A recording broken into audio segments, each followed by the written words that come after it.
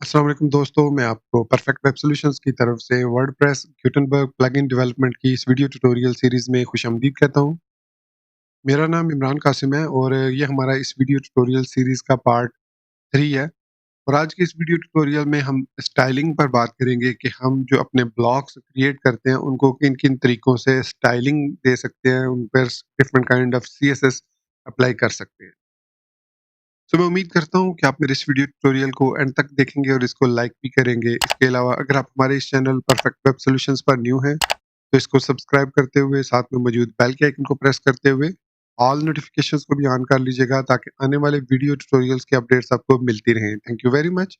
तो चलिए शुरू करते हैं आज के वर्डप्रेस गुटेनबर्ग प्लगइन डेवलपमेंट के वीडियो ट्यूटोरियल को। लास्ट वीडियो ट्यूटोरियल में हमने 2 प्लगइन्स क्रिएट किए थे, 2 वीडियो ट्यूटोरियल्स में। पार्ट 1 में हमने एक जो क्रिएट किया था ब्लॉक, वो ES6 को यूज़ करता था जो कि स्टैंडर्ड वे है, और जो हमने पार्ट 2 में ब्लॉक क्रिएट किया था या प्लगइन क्रिएट किया था, उसमें हमने जो ब्लॉक क्रिएट किया था वो यूज़ करता है ES5 को। मेजर डिफरेंस ये है कि ES6 को आपको कंपाइल करना पड़ता है इनटू स्टैंडर्ड जावास्क्रिप्ट, जबकि जो ES5 वाला प्लगइन है या उसमें जो ब्लॉक है, उसको कंपाइल करने की ज़रूरत नहीं होती, वो खुद बहुत ही उस पर अप्लाई हो जाती है जो भी आप चेंजेस अप्लाई करते हैं।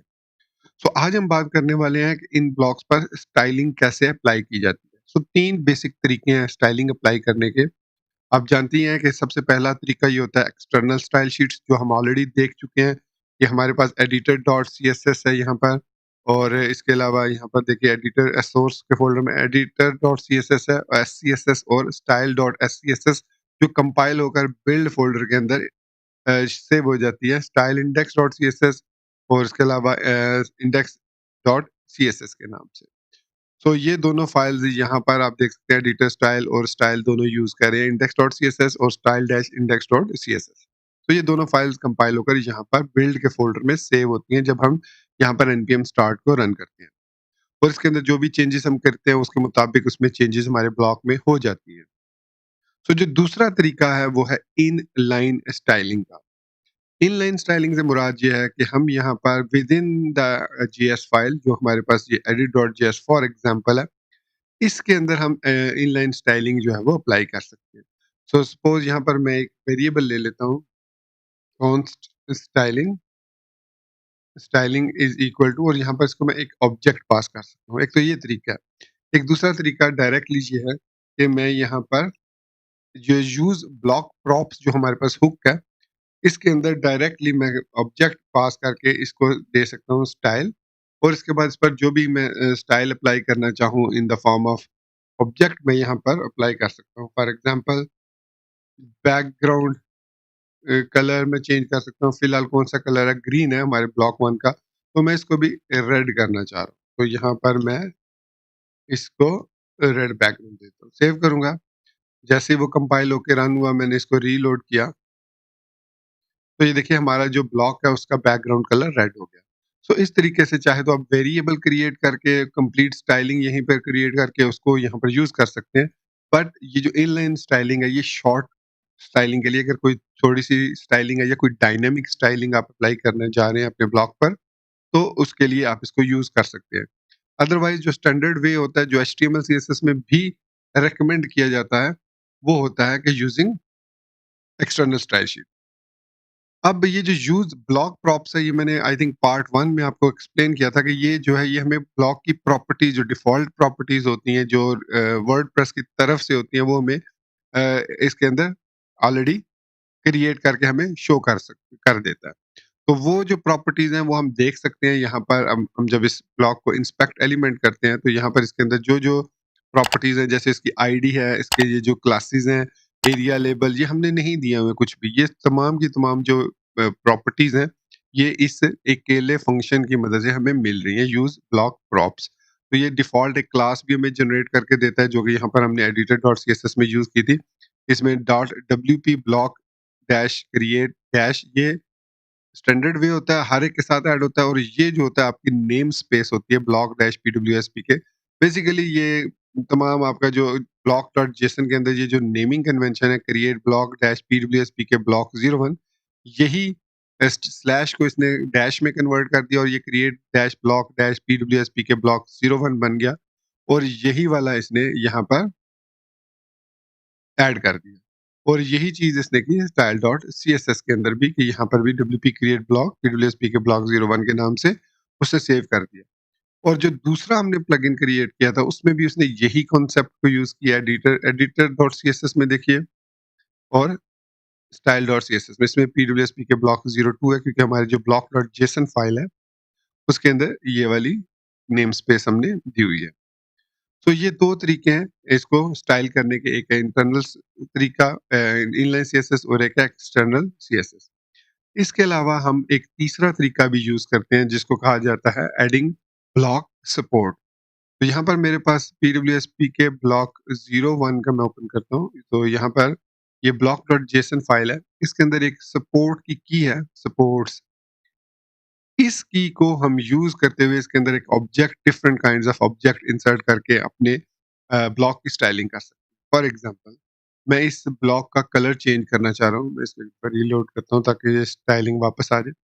तो मैं इसको इसका कलर और इसका बैकग्राउंड कलर इसके थ्रू चेंज करना चाह रहा हूँ एडिटर के थ्रू।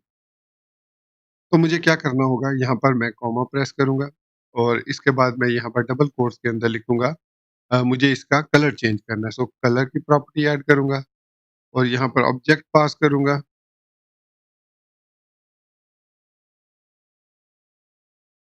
और इस ऑब्जेक्ट के अंदर अब हम जो है इसका जो कलर टेक्स्ट कलर और बैकग्राउंड कलर चेंज कर सकते हैं। तो सबसे पहले मैं इसका टेक्स्ट कलर मेंशन करूँगा, तो यहाँ पर मैं टेक्स्ट को ट्रू कर दूँगा। तो इट मीन्स अब हम इसका टेक्स्ट कलर चेंज कर सकते हैं। सो यहाँ पर ट्रू और इसके बाद दूसरा इसका बैकग्राउंड भी हम ट्रू कर देते हैं। तो अब इसको मैं जब सेव करके अपने ब्राउज़र में आकर इस पेज को रीलोड करूँगा, तो आप देखेंगे कि इस कंपोनेंट के अंदर अब हमारे पास यहाँ पर कलर की प्रॉपर्टी ऐड हो चुकी है और इसके टेक्स्ट और बैकग्राउंड को हम चेंज कर सकते हैं। तो इसके साथ-साथ ये हमें 2 और बहुत इम्पोर्टेंट प्रॉपर्टीज़ प्रोवाइड करता है। एक होती है टाइपोग्राफी और दूसरी है इसमें स्पेसिंग। सो इन 3 की मदद से हम जो अपना ब्लॉक है उसको स्टाइल कर सकते हैं। इसके अलावा बैकग्राउंड के साथ-साथ हम कलर इसके अंदर अगर कोई लिंक कलर हमने ऐड किया हुआ है, कोई एंकर टैग वगैरह, तो उसको भी हम जो स्टाइलिंग देना चाहें उसके कलर वगैरह को, कलर उसका चेंज करना चाहें तो डेफिनिटली हम उसको चेंज कर सकते हैं।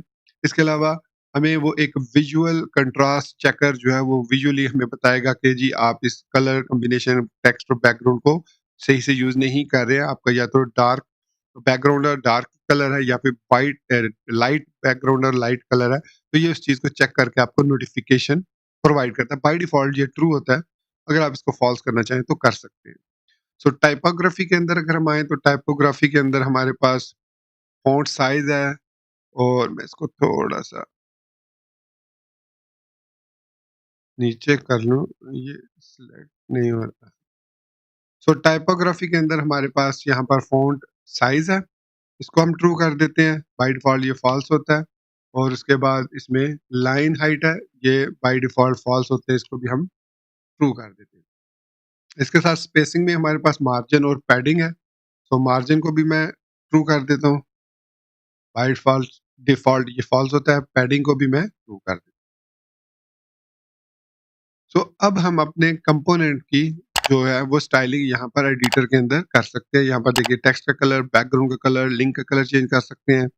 फिर टाइपोग्राफी में इसको चेंज कर सकते हैं और फिर डायमेंशन में हम इसकी पैडिंग और मार्जिन ऐड कर सकते हैं। अब जो इंटरेस्टिंग चीज़ ये है कि जो-जो चीज़ें आप यहाँ पर चेंज करेंगे वो एज़ एन एडिशनल क्लास यहाँ पर ऐड होंगी। ये देखिए ये नोटिफ़िकेशन की मैं बात कर रहा था।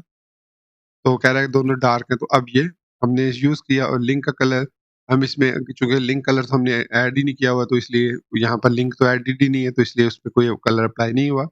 टाइपोग्राफी में मैं फ़ॉन्ट साइज़ और लाइन हाइट चेंज कर सकता हूँ। मैं इसको लार्ज कर देता हूँ, लाइन हाइट को मैं 2 कर देता हूँ। डायमेंशंस में पैडिंग और मार्जिन में चेंज कर सकता हूँ, तो यहाँ पर मैं इसकी 1 मार्जिन और 1 पैडिंग दे देता हूँ और इसको अपडेट कर देता हूँ। अब जब मैं अपडेट करूँगा, तो ये पेज रीलोड मैं करता हूँ दोबारा से।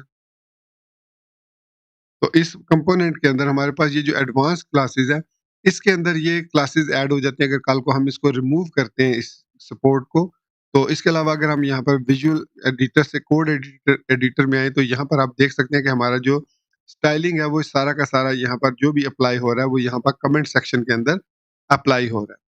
तो ये स्टाइलिंग बेसिकली आप जब एट्रीब्यूट्स के थ्रू जो यहाँ पर ब्लॉक के एट्रीब्यूट्स हैं उसके थ्रू आप अप्लाई करते हैं तो आप यहाँ पर आपको देखिए सारे के सारी स्टाइलिंग जो है वो नज़र आ रही है जो आपने इस पर अप्लाई किया। तो यहाँ पर डब्ल्यूपी प्रीसेट स्पेसिंग 30 तो ये ऑटोमेटिकली अपने जो थीम है जो करंट डिफ़ॉल्ट थीम है या जो डिफ़ॉल्ट वर्डप्रेस की सेटिंग्स हैं उनको ये यहाँ से अप्लाई कर।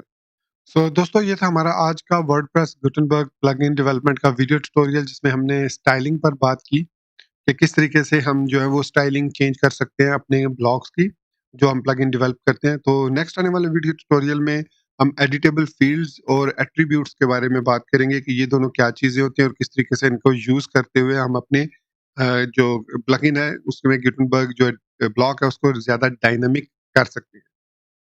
सो मैं उम्मीद करता हूँ कि आपको मेरा ये वीडियो ट्यूटोरियल पसंद आया होगा और आप ऑलरेडी इसको लाइक कर चुके होंगे और नए होने की सूरत में चैनल को सब्सक्राइब करते हुए बेल के आइकन को प्रेस करते हुए ऑल नोटिफिकेशंस भी ऑन कर चुके होंगे। सो इसी बात के साथ मुझे इजाजत दीजिए, मिलते हैं नेक्स्ट वीडियो ट्यूटोरियल में। Till then thank you very much for watching this video tutorial. Take care, good bye and अल्लाह हाफिज।